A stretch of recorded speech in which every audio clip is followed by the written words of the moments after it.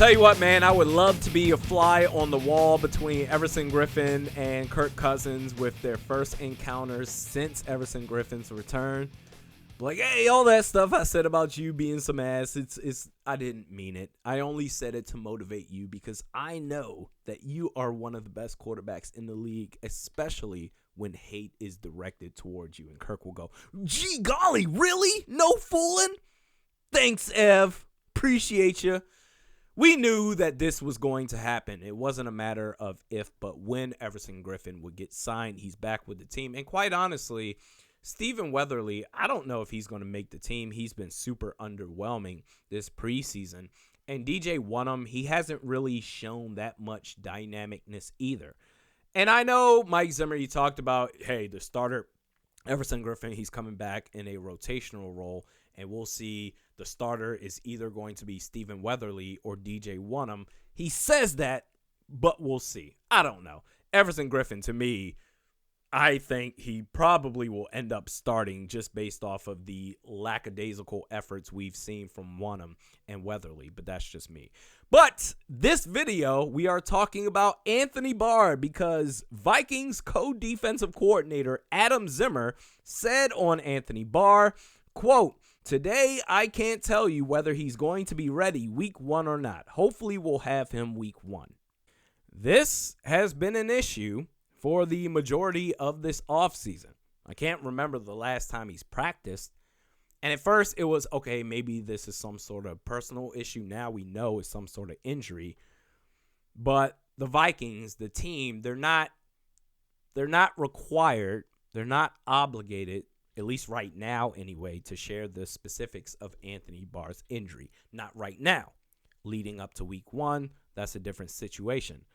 But my thoughts on this, listen, man, if we were talking about Michael Pierce, Dalvin Tomlinson, Danielle Hunter, Eric Kendricks, Harrison Smith, Bashaud Breeland now, okay, if we were to lose one of those guys or if their status for week 1 is in question, is that a big deal? Hell yeah, it is. But Anthony Barr, is that a big deal whether he's available for week 1 or not? No, it's not. And I want to be very clear about this. Whatever he's gone through, I hope he's okay. I hope he has many years ahead of him to make as much money as he can.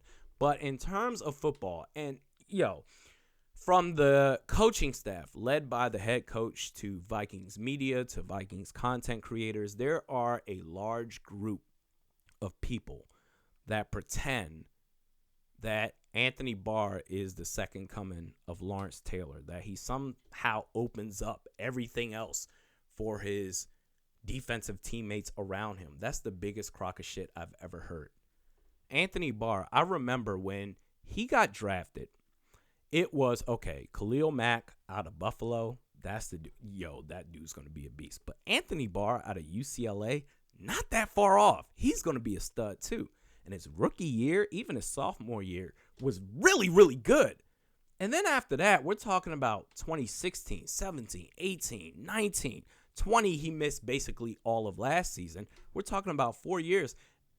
He looks like a dude that doesn't care about the sport of football. He looks like a dude that is just out there to collect the check. He looks like a dude that knows he's in the good graces of the coaching staff, that no matter how poorly he looks on the football field, that everyone else is going to come to his defense. Everyone else is. What does he do? Serious question to anybody out there. What does he do? He can't shed blocks. He can't cover. Sometimes he makes plays in the run game. Okay, fine. He has low sack totals. The only way he gets sacks is if he's left unblocked. Well, whoop-de-fucking do. In the National Football League, who can't do that?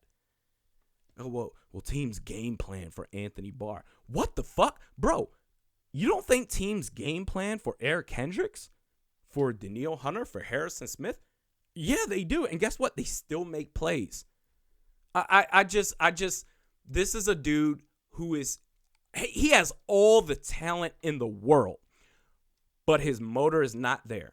He looks like a dude that is lazy, that doesn't give a fuck about being out there, and that's just the bottom line. And in fact, when he originally was going to go to the New York Jets, I said, oh, thank God. Oh, this is finally over with.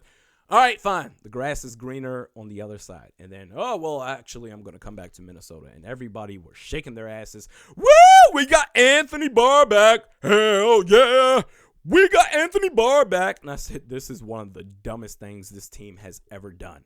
It really, really is. They're going to bring this dude back. And for what?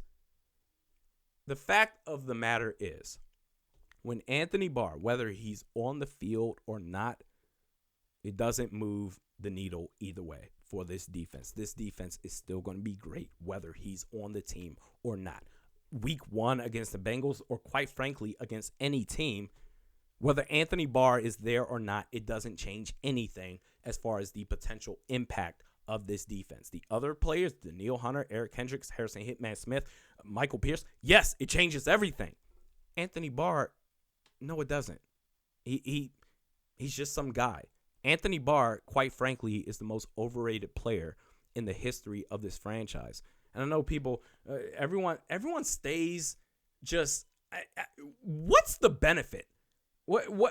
How do we sit here and come up with any type of reason? Well, he doesn't make plays because he opened up this lane for the. No, the fuck he doesn't. This is literally the first player I've ever heard of teams game planning for Anthony Barr.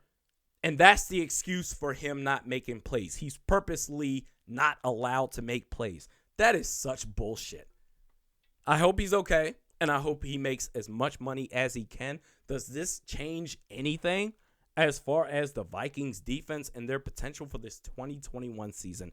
Absolutely not. Chad Surratt, Troy Dye, Nick Vigil, I don't give a fuck. It doesn't matter. And it's a shame because he has all the talent in the world, but based on his body language, he looks like a guy that left a lot on the table. He could have done so much more than he has up to this point. Next video will be... Woo, baby. Next video will be... I think the next video will be... we'll do one Wednesday or Thursday. We'll see you then.